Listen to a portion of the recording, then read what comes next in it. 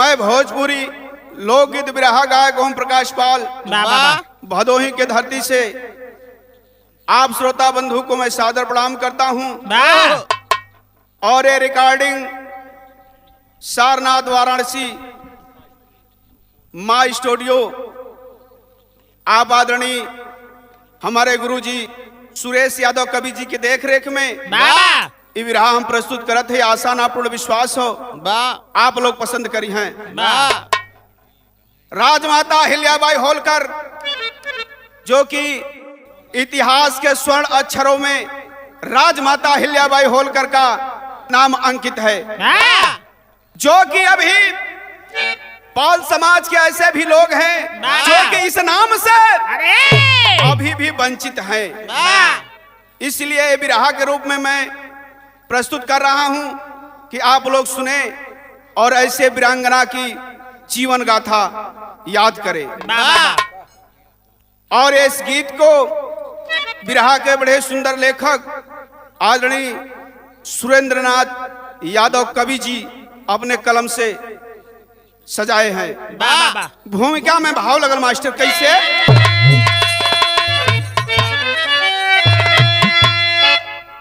पूज्य होता वही जिसमें करुणा कृपा हो, तदारण वही जिसमें साहस भरा हो, जिसमें ममता दयाशील हो क्षम्यता, नारी ओ देव भी जिसके सन्मुख डरा हो, धर्म के साथ ही कर्म में भी निपुण, पैरियों से समर में लड़ी हो जो डटकर,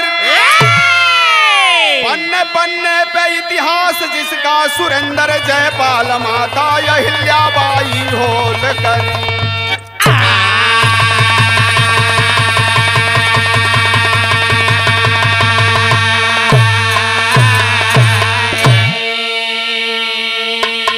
अरे बाबूजी, नारी एक ऐसी मात्र शक्ति है कि बड़े बड़े देवी देवता के भी झुके के पड़ल। गजल का नमूना लगल मास्टर।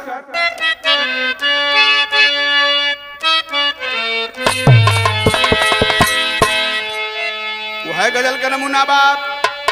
जिसने मेरे दिल को तोड़ा, जिसने मेरे दिल को तोड़ा, जिसने मुझे बर्बाद किया, जिसने मेरे दिल को तोड़ा, जिसने मुझे बर्बाद किया, जिसने मेरे दिल को तोड़ा, जिसने मुझे बर्बाद किया,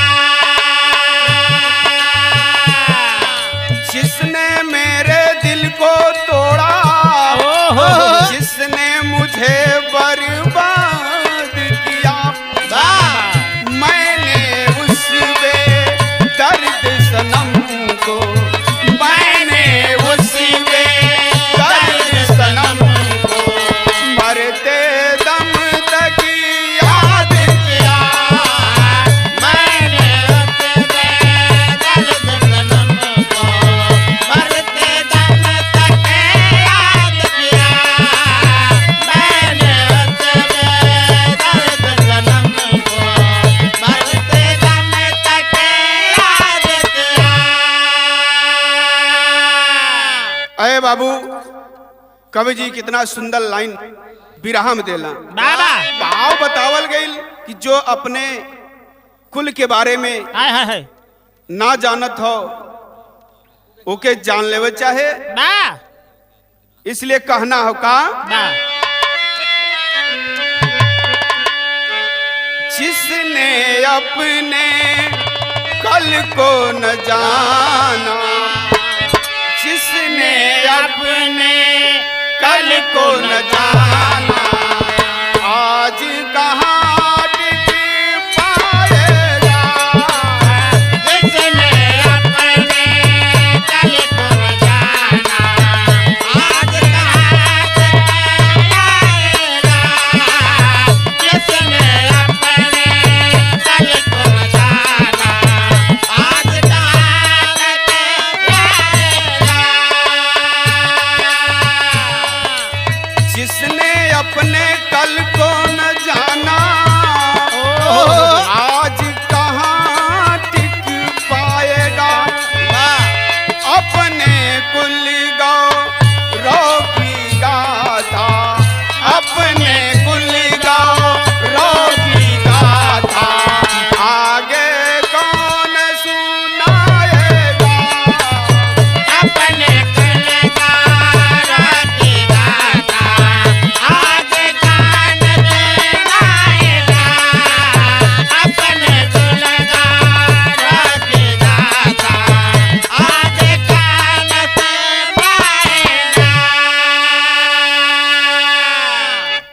हमारे से कहानी के शुरुआत हो गई बाबूजी। नजम के लाइन में कवि जी संकेत कैलन का खोल कर देख लो इतिहास जान जाओगे, खोल कर देख लो इतिहास जान जाओगे, सोल में आ भाई अपने वंश पे तुम पाओगे।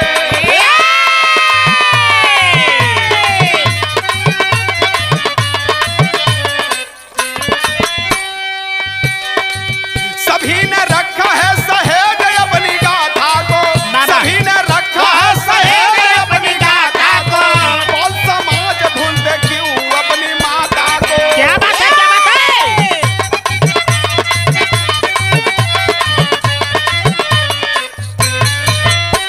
आज मैं गाथा उस वीरांगना का गाऊंगा, आज मैं गाथा उस वीरांगना का गाऊंगा, इतिहास चीर करके सत्य को दिखाऊंगा।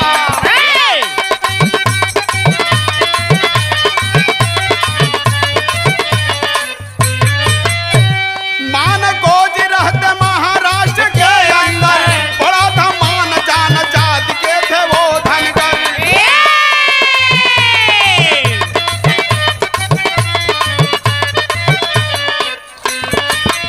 अहिल्याबाई बेटी जो सुंदर सुशील रही, अहिल्याबाई बेटी जो सुंदर सुशील रही, धर्म परायण कर्मठ ज्ञानी वो गुणशील रही। क्या बात है, क्या बात है।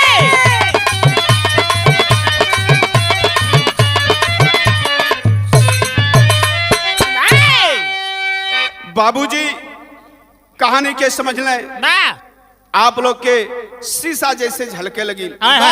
प्रांत महाराष्ट्र, जिला अहमदनगर, ग्राम चौड़ी का रहे वाला, जो कि उस जमाने में शाखा प्रमुख थे, गांव के प्रमुख थे बाबूजी मानको जी सिंधे। दुल्ही का नाम सुशीला बाई बतावल गए बाबू।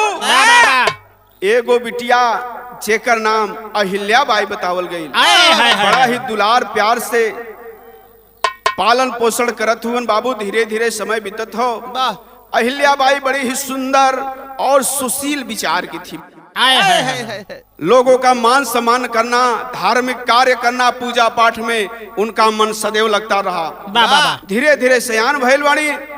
एक दिन की बात है, मालवा प्रदेश का राजा जेकर राम मल्हार राव होलकर बतावल गई, उसी रास्ते से पूना जा रहे थे। सांझ का समय है, अहिल्याबाई बाबा भोलेनाथ के मंदिर में पूजा कर रही हैं, आरती हो रहा है, शाम का समय है और रुक जाते हैं। जौने समय देखना हम मल्हार राव होलकर, दिल में उद्गार भइल कि ये लड़की हमारे घर का बहू बने लायक बा।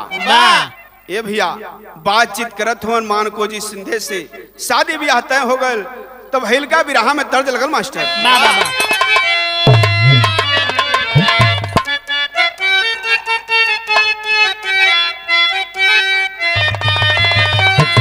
ओहो वह दर्द बा, कौनो नई नई दुल्हन आइल बा। ए भैया गौने के रात बितल बा, सवेरे अपन दिक्कत बतावत हो ननदिया से।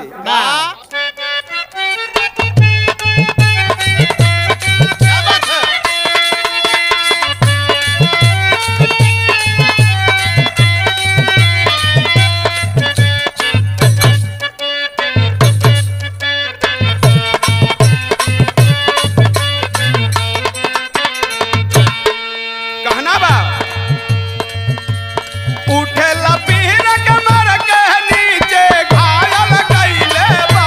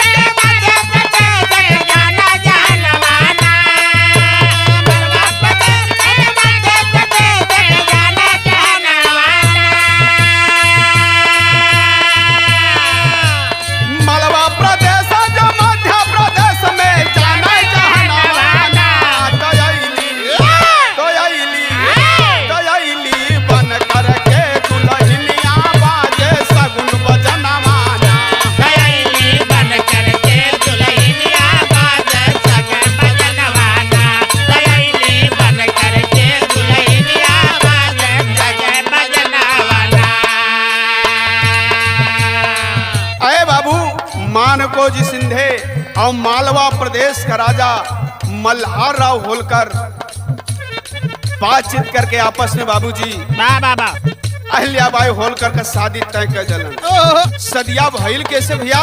वाह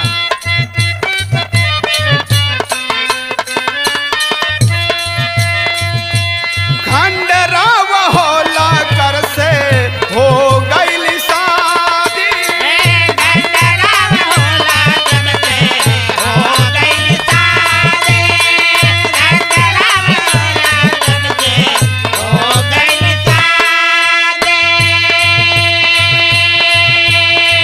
लिहली संभार घर बन के शाहजादी हो, बन के शाहजादी।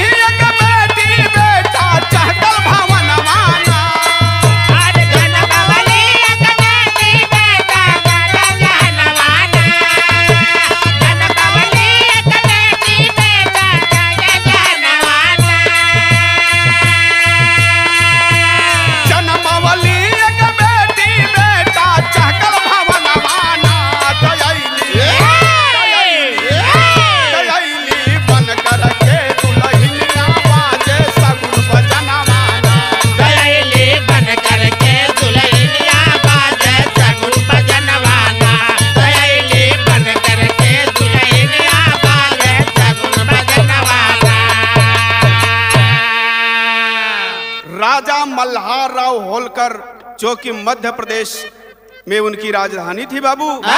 एक लौता बेटवा जेकर नाम खंडे राव होलकर बतावल गई, उनके साथ अहिल्याबाई होलकर का शादी संपन्न हुआ। ये बाबू राजघराने में आ जाती हैं, राजमाता अहिल्याबाई होलकर का उपाधि मिलल। धीरे धीरे बड़ा खुशहाल दिन कटत हो, लेकिन भइल का बिरहा में तर्ज बदल गल मास्टर।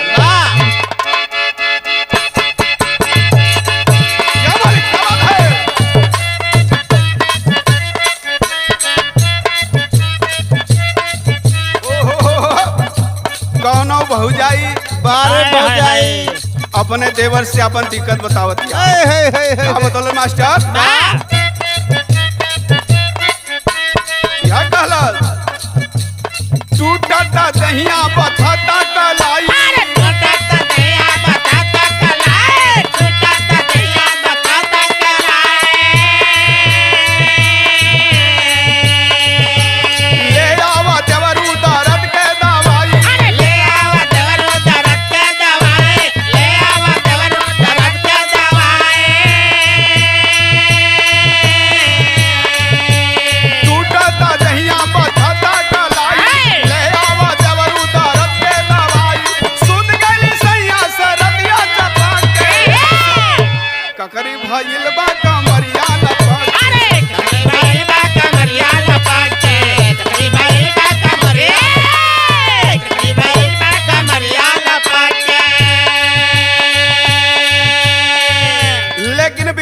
कवि जी कितनी सुंदर लाइन देखूं। ससुर मल्हार राव होलकर जी रहला, ससुर मल्हार राव होलकर जी रहला, ससुर मल्हार राव होलकर जी रहला। राजकाज शासन के मरम सिखावला, राजकाज शासन के मरम सिखावला, राजकाज शासन के मरम सिखावला। जनता के भी दुख क्षण में भगावे, जनता के भी दुख क्षण में भगावे, पर्ची कटार तेगा रण में चलावे, पर्ची कटार तेगा रण में चलावे, पर्ची कटार तेगा रण में चलावे। धीरे धीरे राजकाज के बारे में बाबूजी राजमाता अहिल्याबाई होलकर जान जाती हैं। घोड़ सवारी करना, निशाना लगाना, भाला चलाना, तलवार चलाना, धीरे धीरे लड़ाई में जाते हैं बाबू। लेकिन समय बीतल बा, भइल का बिरहा में टेरी लगल मास्टर।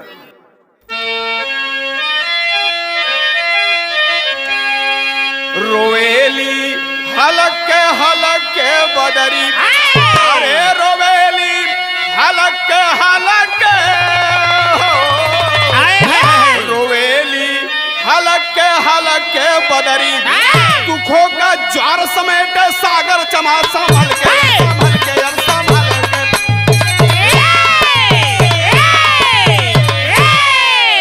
दुखों का ज्वार समेटे सागर चला संभल के, रोवेले हल्के हल्के बदरी। आज खुशियां का दिन बाबूजी धीरे धीरे बदला तो कहना बका सब शिक्षा में निपुण हुई है,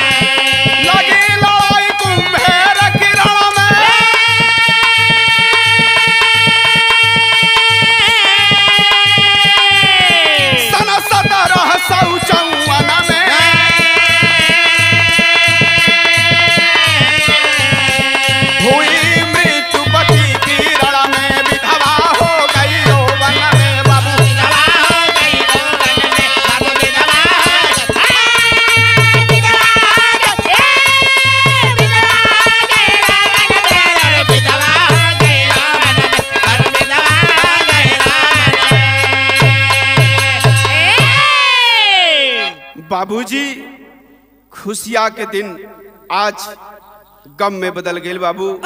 सन 1754 में कुम्हेर की लड़ाई में बाबू खंडेराव होलकर लड़ते लड़ते वीर गति को प्राप्त हो जाते हैं बाबू। पूरा मालवा प्रदेश दुखित हो जाता है। राजमाता अहिल्याबाई होलकर प्रजा लोग आंख में आंसू लेके बाबू राजमाता अहिल्याबाई होलकर अपने स्वामी खंडेराव होलकर के लेकर के रो रही हैं। आंख से आंसू गिरत हो बाबू। सब लोग जुटल हो पूरा मोहल्ला। तब हईल का बाबू विरहा में तर्ज बदल के मास्टर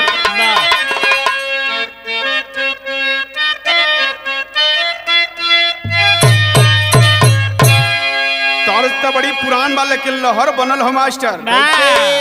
गजब का गुजरिया गजब का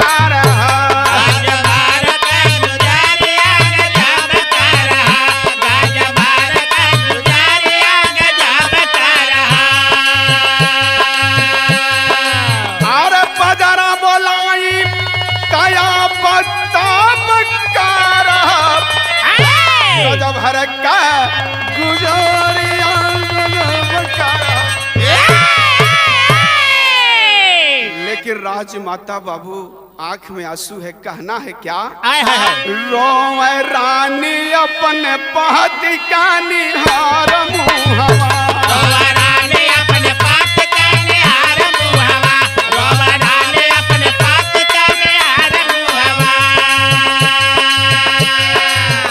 चलब संघई में तोहरे तू जइबा जहवा, चलब संघई में तोहरे तू जइबा जहवा, रोवा रानी अपने पहत का निहार मुहवा, रोवा रानी अपने पहत का निहार मुहवा, रोवा रानी अपने पहत का निहार मुहवा, निहार मुहवा, निहार मुहवा, रोवा रानी अपने पहत का निहार मुहवा, रोवा रानी अपने पहत का निहार मुहवा। अपने सैया खंडेराव होलकर के बाबूजी टुकुर टुकुर ताकत है चेहरवे बाबू आंख में आंसू बा कहली सैया अब ये दुनिया में हम ना रहे। याद रहे बाबूजी उस समय सती प्रथा चलता था। जिसका पति मर जाता था वो उसी के साथ चिता पे सती हो जाती थी। आज राजमाता अहिल्याबाई होलकर भी सती होवे के तैयारी करत है। इसलिए कहल गए मास्टर का पति संग सती होवे चल भैली रनिया मचहाकार समझावला पुरानिया मचहाकार समझावला पुरानिया मचहाकार समझावला पुरानिया भांति भांति समझावला ससुर जी हवा भांति भांति समझावला ससुर जी हवा रोहव रानी अपने पहत का निहार मुहावा रानी अपने बात का निहार मुहावा निहार मुहावा रे रोवा रानी अपने बात का निहार मुहावा रोवा रानी अपने बात का निहार मुहावा पूरा राज दरबार शोकाकुल में डूब जाता है बाबू। मालवा प्रदेश में गम की बदरी छा जाती है। जौने समय सती होए चले लगलिन सब लोग समझावत बुझावत हो नात रिश्तेदार गांव के मंत्री सेनापति लेकिन केहू का बतिया ना मानत थी। उसी समय एक आवाज आती है। वो आवाज कौन थी बाबू? तारज बदल गए मास्टर।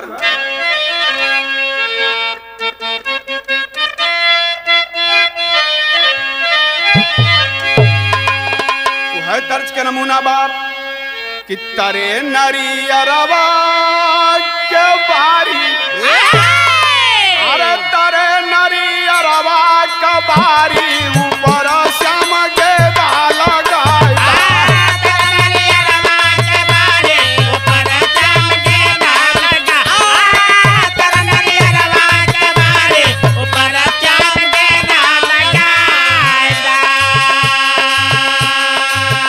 बाबूजी सब लोग समझ आ चुके। उस समय मालवा प्रदेश के राजा यानी अहिल्याबाई होलकर के ससुर मल्हार राव होलकर कल बेटी एक बात हमार सुन ला क्या कहना मास्टर? कहला ससुर जी तिकारी कहला ससुर जी तिकारी बेटी कर जा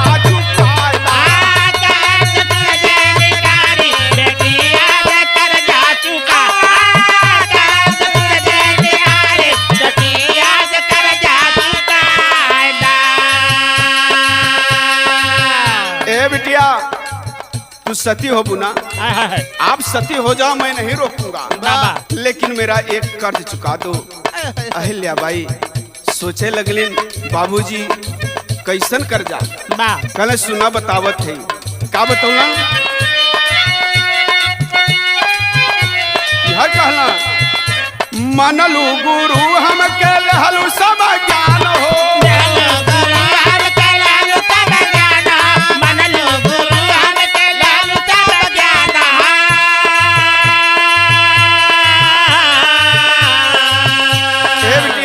हमके गुरु मानत रहलू ना और सब शिक्षा दीक्षा हमसे लहलू तो हमारो एक मांगन बा का अरे मनलू गुरु हमके लहलू सब ज्ञान हो और गुरु दक्षिणा में दे दा हमके अपन जान हो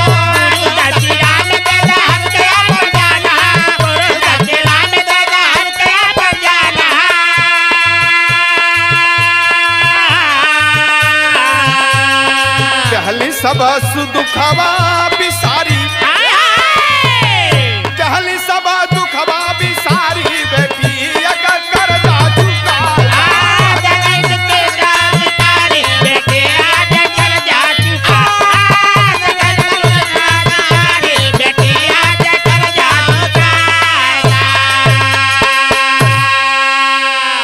कहला बेटिया अगर तू जीवित रहबू ती मालवा प्रदेश में हम सोचब कि हमार बेटा खंडे राव होलकर अभी जीवित है कहे कि देख देख के हम जीवन बिता ले। ये प्रजा को इस शासन काल में ये मालवा प्रदेश को सबको आपकी जरूरत है।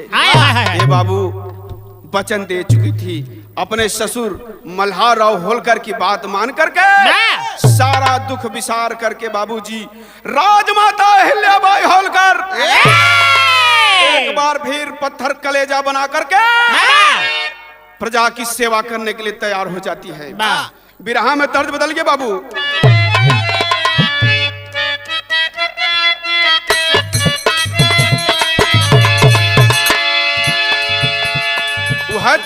नमूना बाप गवन हो गोरिया दिन भर कई के कटिया गोरिया दिन भर कई के कटिया गोरिया दिन भर कई के कटिया गोरिया दिन भर कई के कटिया लेके सजिया के सिलवटिया बेसयन वाला साजान गोरिया दिन भर कई के कटिया लेके सजिया के सिलवटिया बेसयन राम साजाना गोरिया दिन भर कई के कटिया लेके सजिया के सिलवटिया बेसयन राम साजाना।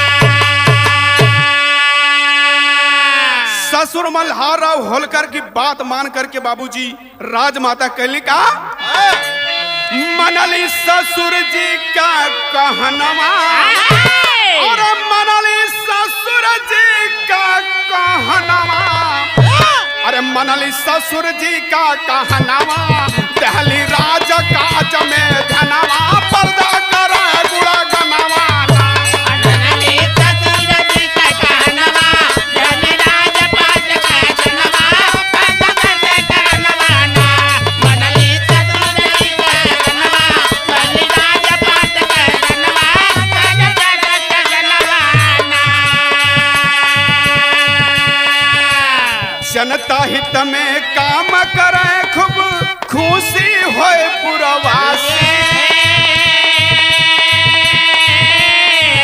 1766 में ससुर जी हो गईला स्वर्गवासी कैके भारी मान गुणनवा कैके भारी मान गुणनवा लहली हाथे नीक ससनवा पर्दा करे गुणनवा लहली मार गाय जनवा लहली हाथ में जनवा करनवा ना लहली मार गाय जनवा लहली हाथ में जनवा करनवा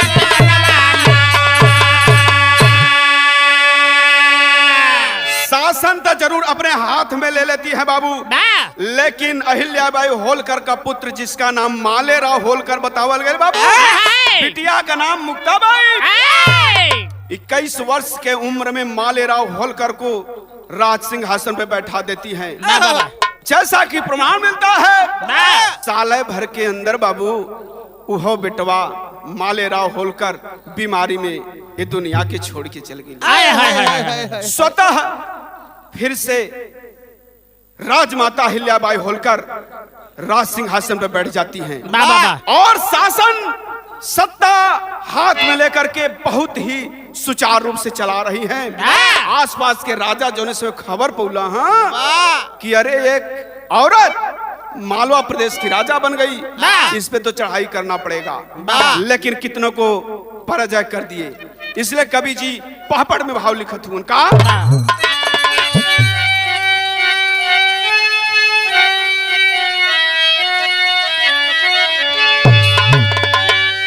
करे काम जनता का नित भलाई अहिल्या माई हो। अरे करे काम जनता का नित भलाई अहिल्या माई हो और शासक बन के दहली राज जमाई अहिल्या माई हो।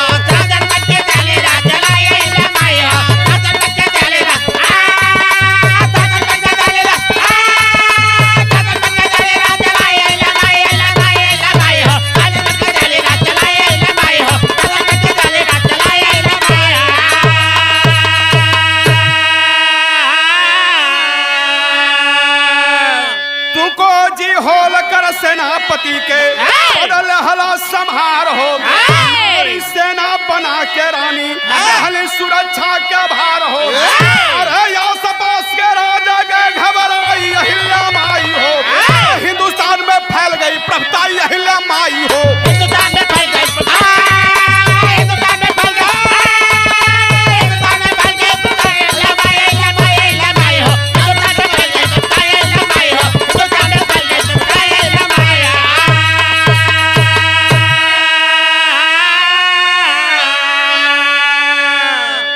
उन्हीं के परिवार के बुजुर्ग जेकर नाम तुको जी होलकर बतावल गई, जिसको सेनापति बनाती हैं बाबू। और राजमाता बाबा अहिल्याबाई होलकर ने उसी समय से नारी सेना बना करके अपने राज्य का सुरक्षा दिया। वाह आसपास के राजा घबरा जाते हैं उस उनके शासन काल में। वाह अपने शासन में राजमाता कैली का आल्हा में कवि जी प्रमाण लिखत हो मास्टर।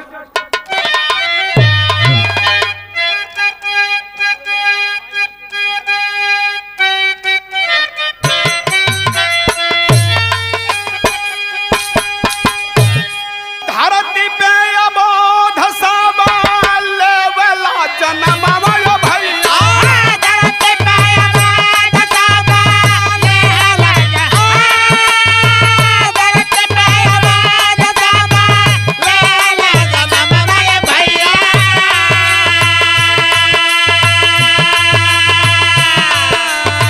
गरमा बनाय दला जगा में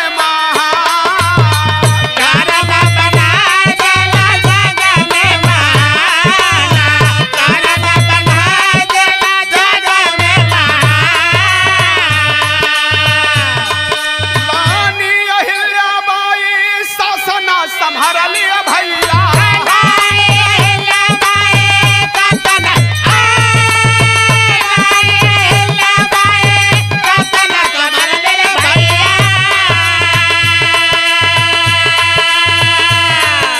जनता के हित काम कर सनमा।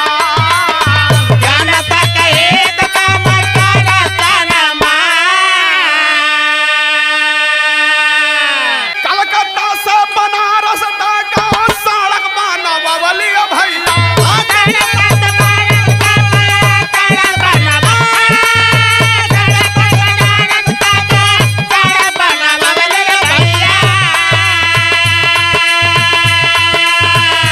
गया में विष्णु मंदिर जाने ला जहां।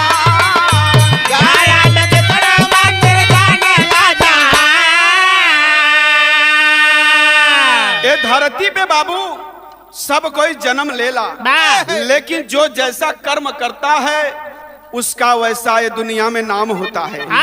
राजमाता अहिल्याबाई होलकर ने अपने शासन काल में बाबूजी कलकत्ता से लेकर बनारस तक सड़क बनवाने का काम किया। और गया में विष्णु मंदिर जो आज भी विद्यमान है वो भी राजमाता अहिल्याबाई होलकर का बनाया हुआ है। और का कली मास्टर अरे बनारस में अन्नपूर्णा मंदिर बानी सनिया भैया।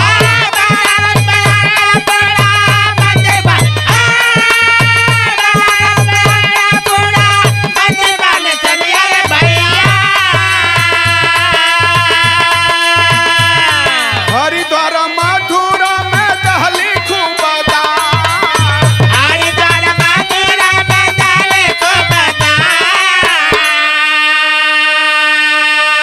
बनारस में अन्नपूर्णा मंदिर जो कि वो भी राजमाता अहिल्याबाई होलकर ने बनाया है।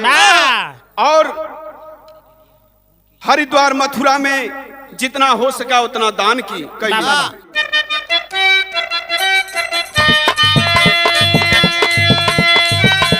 जनता के हित कुआं पोखरा खदावा वाले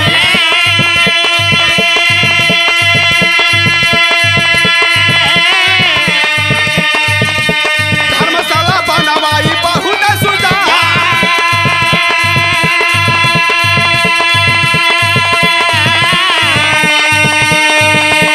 बड़ौदा के साथ ही बनावट महारा।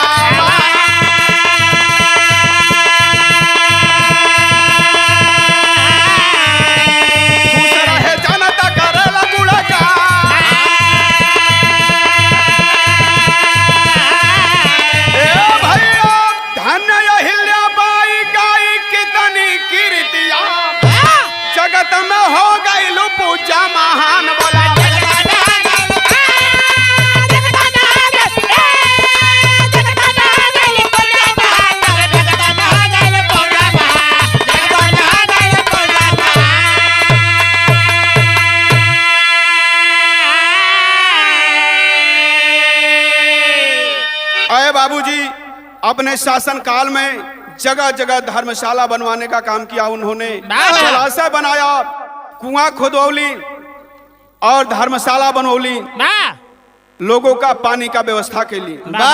और जनता का उन्होंने सेवा किया। इधर एमपी इंदौर जो कि उनका हवाई अड्डा और अहिल्याबाई होलकर के नाम से काका बनल कभी खड़ी में कहना बका।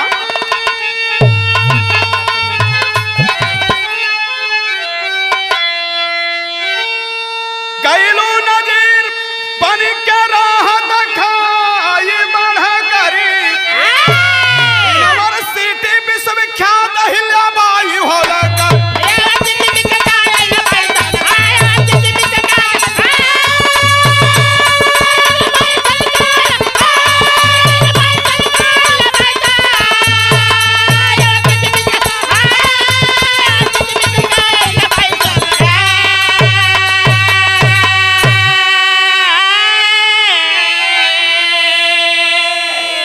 इंदौर में बाबूजी वो भी जगह आज भी विद्यमान है।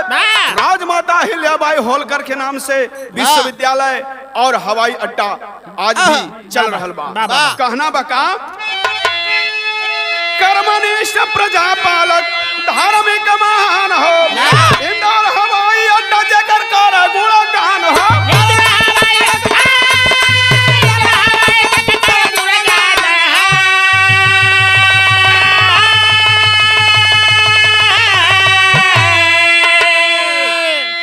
अरे फिर से आके राह दिखा जमाई बना करी यूनिवर्सिटी विश्वविख्यात अहिल्याबाई होलकर।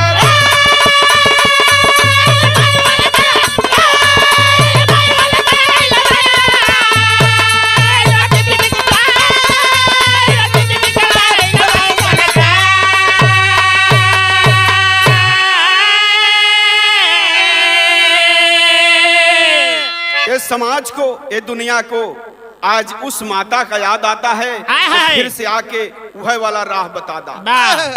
कहना बस स्वजात बंधुओं के लिए क्या गवल गवाई नहीं गाथा कुल रीत के बाल समाज जने भूला निज अतीत के।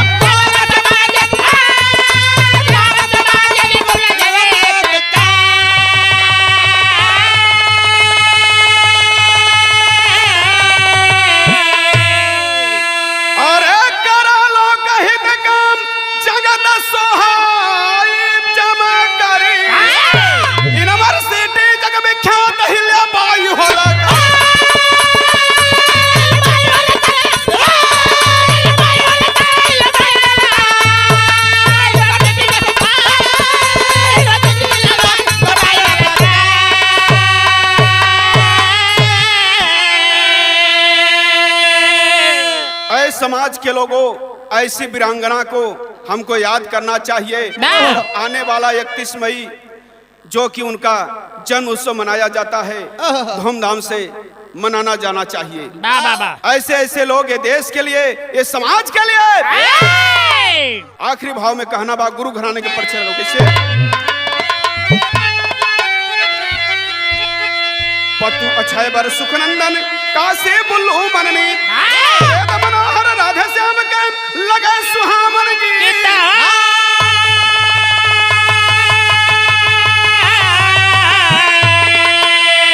अरे रोवेले हलक के बदरी सुरेंद्र ओम प्रकाश के गीत में महिमा झलके रोवेले।